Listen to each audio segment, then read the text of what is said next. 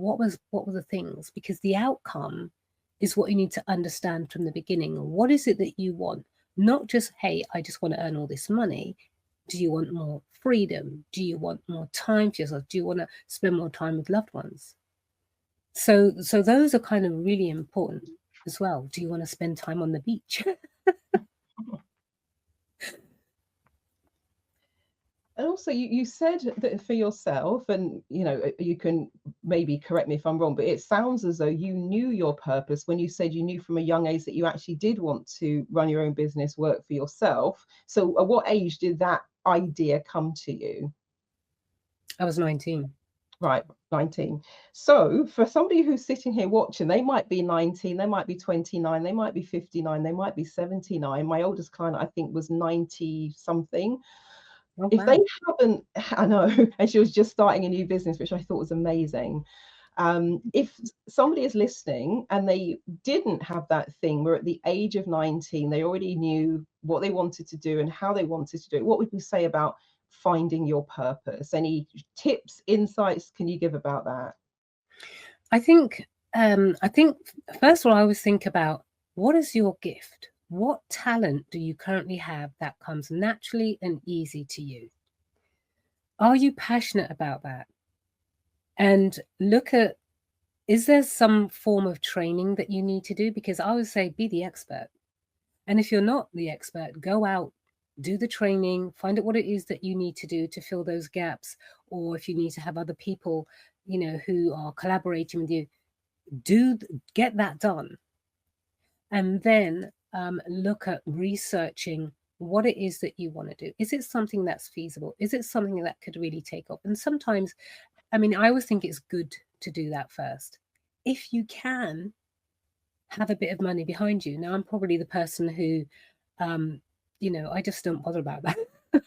I just go for it. And it's happened that, things have just have rolled in, whether that's God or, whether it's, things that have been manifesting in my life. And so I've never been scared of starting something without any money. And I'm talking about, backing for the bank and so on. Now, you may have an idea where you need to have that, fair enough.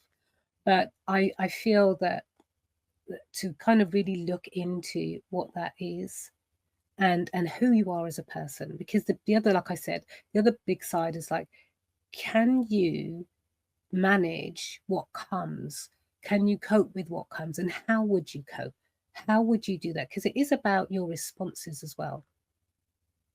I know a lot of people have kind of gone back to work, um, and some hadn't been in business for very long. They underestimated what some of these things were. Absolutely. And you've mentioned it a few times. So before we just sort of maybe sum up, and if there are any kind of other key things you want to share and also key takeaways, you've mentioned fear a number of times and being scared. And the way you describe it, you sound somewhat fearless in that you're just going to go for it regardless. You've got the idea, you're going to put it into practice, you're going to get the skills that you need, and then off you go.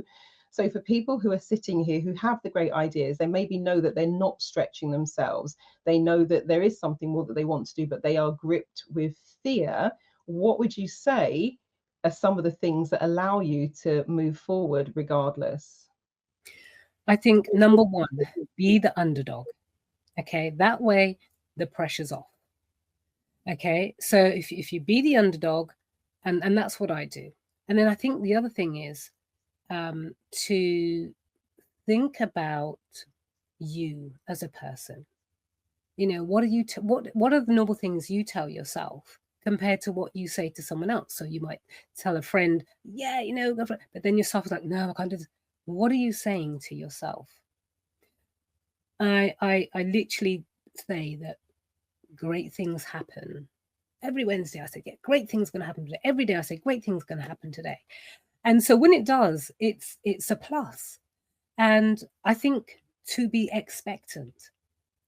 And I know people think, oh, you have to be real. But I think when you are expectant, you yourself are going to be stepping out or stepping full out or more than maybe someone who's probably hesitant, procrastinating, and so on. Believe in yourself. And the thing is I do believe in myself. And I think that's important as well. So like I said, if you have a good skill, you have a good talent, and there is that confidence part. And sometimes you may need to work with someone who's either a mentor or a coach specialist in that field to help you with the confidence, because like I said, not everybody has the confidence, but it's good to sometimes work with someone who can actually help you with those things.